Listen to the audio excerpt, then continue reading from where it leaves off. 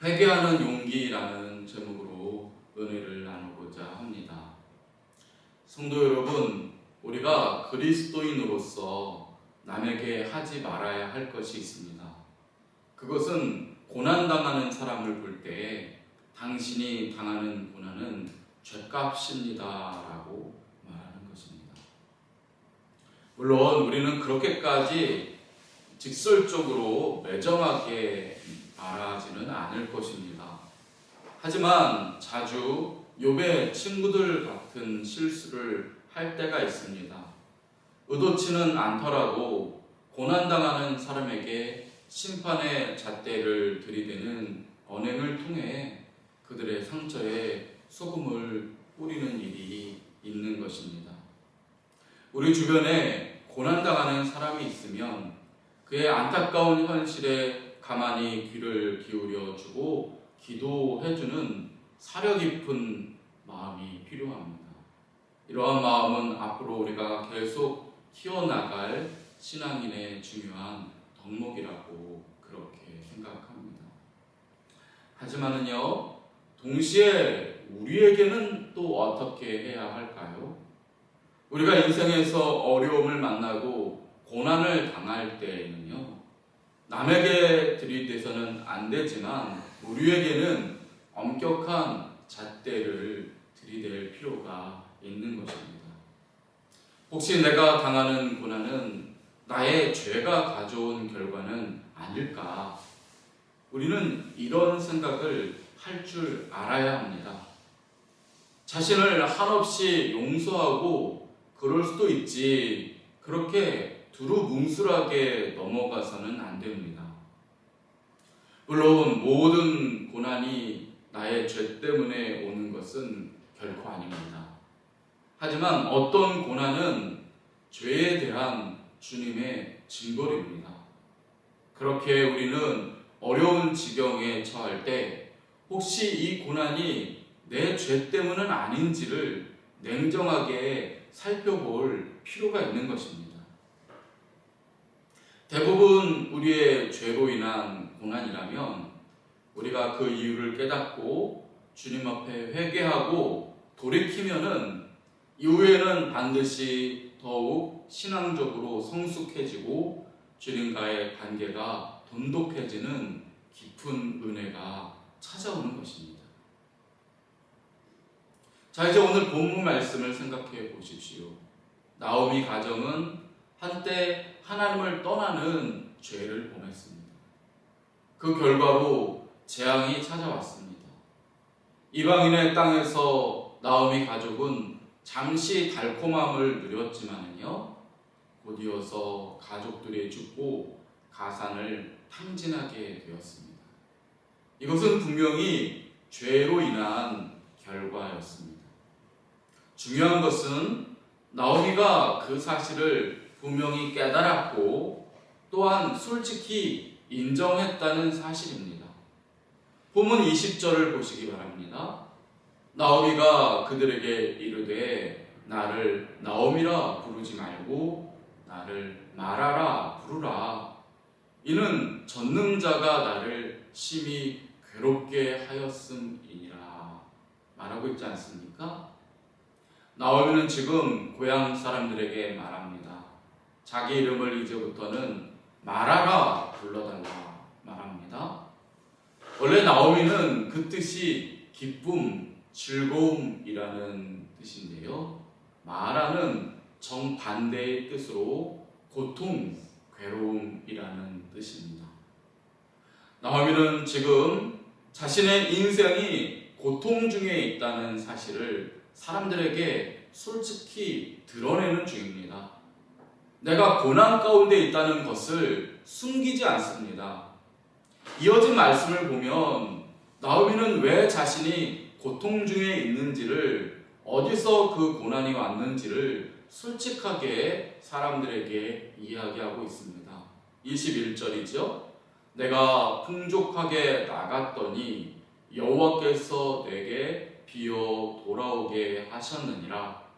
여호와께서 나를 징벌하셨고 전능자가 나를 괴롭게 하셨다 말하고 있습니다. 분명히 나오미는 하나님께서 자신을 징벌하셨다라고 말하고 있습니다. 나오미가 마라의 인생을 살게 된 이유는 자기 죄에 따른 하나님의 징벌이라는 것입니다. 그녀와 남편은 고향 땅에 흉년이 들자 재산을 정리하고 한 몫을 챙겨서 이방의 땅으로 떠났습니다. 그러면서 동시에 하나님을 떠났지요. 세상 만족과 안위를 누리면서 살았습니다. 그때는 그것이 죄인 줄 몰랐습니다. 내 목구멍이 포도청인데 지금 신앙을 가리고 따질 수 있느냐? 먼저 살고 봐야지. 그런 생각으로 아마 자신의 육체의 안전을 먼저 생각했을 것입니다. 그러나 이제 모든 것을 잃고 보니 자신의 가족이 하나님 앞에 무슨 짓을 저질렀는지를 비로소 깨닫게 된 것입니다. 그래서 나오미는 고백합니다. 그때 가산을 정리하고 풍족하게 나가서 세상 재미를 즐겼는데 여호와께서 이제 빈손이 되게 하셔서 주께로 다시 돌아오게 하셨다는 것입니다. 여호와께서 나의 죄에 대한 징벌을 내리셨고 그 고난받는 괴로운 인생 중에 주께 돌아오게 되었다고 사람들에게 말하고 있습니다.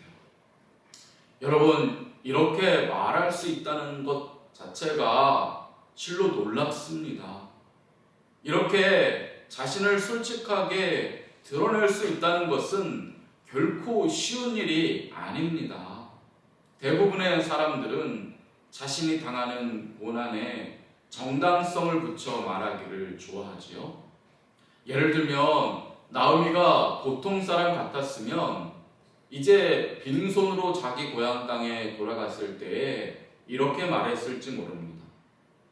여러분, 저희 가족은 이방 땅인 모압에서 참 고생이 많았습니다.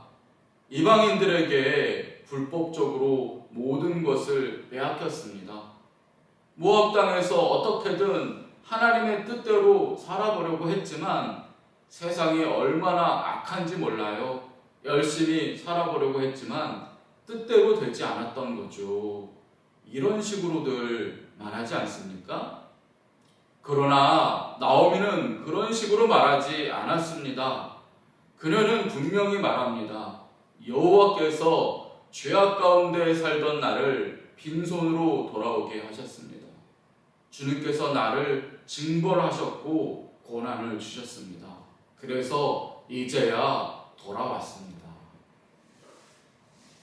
저는요, 나오미가 사람들에게 이렇게 담담하게 자신의 있는 모습 그대로를 솔직하게 인정할 수 있기 이전에 분명히 하나님께 회개했을 것이라고 확신합니다. 비록 성경에는 나오미가 주님 앞에 무릎 꿇고 눈물 흘리며 회개했다는 이야기는 나오지 않습니다만은 사람들 앞에 담담하게 이런 말을 할 수 있으려면은요, 그 전에 분명히 하나님 앞에 회개하는 일이 있었을 것이라는 것입니다. 그랬기에 나오미가 사람들 앞에서도 자신의 치부를 드러낼 수 있는 것입니다. 사람은 자신의 치부가 드러나는 일을 두렵게만 여깁니다. 아무리 죄에 따른 그 결과로 고난을 당하더라도 이 모양 이 꼴로 이렇게 의미 없는 하루하루를 살더라도 그것의 원인을 자신에게 솔직하게 두고 인정하려는 사람은 거의 찾아보기 어렵습니다. 그러나 하나님 앞에 참된 회개를 한 사람, 솔직하게 자신의 연약함과 부족함을 하나님 앞에 철저히 내려놓고 주님 앞에 고백한 사람은 세상에 대해서도 담담하게 자신을 드러낼 수 있게 됩니다. 비록 다 망하기는 했지만 나오미는 주님 앞에 회개했습니다. 그리고 세상 왕국인 모압을 떠나 이제 주님께로 돌아왔습니다.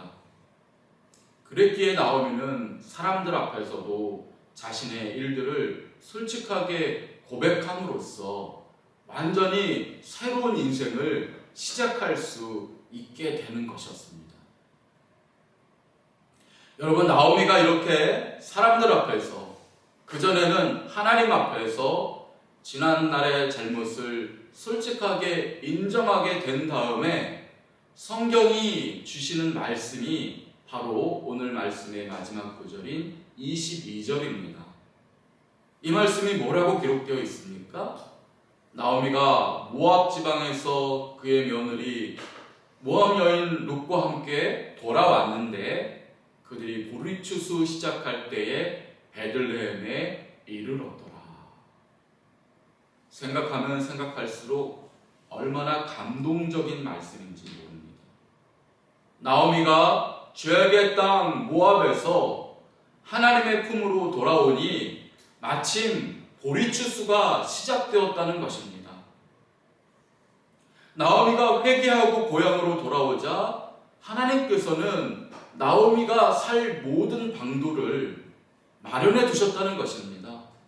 나오미가 새로운 인생을 살 수 있도록 하나님께서는 미리 준비하고 계셨다는 것을 오늘 본문 말씀을 통해서 읽을 수 있지 않으십니까? 주께로 돌아왔더니 풍년이었습니다. 주께 돌아왔더니 새날이 시작되고 있었던 것입니다. 회개하는 자를 위해 주님은 미리부터 은혜를 준비하고 계셨던 것입니다. 탕자가 아버지께 돌아갈 때에 아버지는 미리부터 멀찌감치 서 아들을 기다리고 있었습니다.